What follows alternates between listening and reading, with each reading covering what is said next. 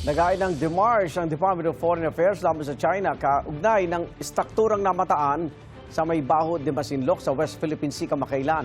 Ayon kay AFP Chief of Staff Romeo Browner Jr. at sa National Task Force for the West Philippine Sea. Sabi ni Browner, 6 by 6 meters ang laki ng istruktura at mayroon na itong antena. Meron din anyang 6 na tao sa ibabaw ng istruktura pero hindi pa malinaw kung ano ang kanilang ginagawa. Hindi raw papayagan ng gobyerno na tayuan ng istruktura ang Baho de Masinloc tulad ng ginawa ng China sa Subi Reef at Mischief Reef.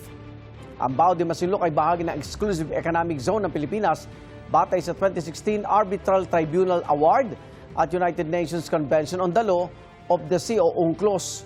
Gitan Chinese Foreign Ministry, bahagi ng kanilang bansa ang Baho de Masinloc na tinatawag nilang Huangyan daw.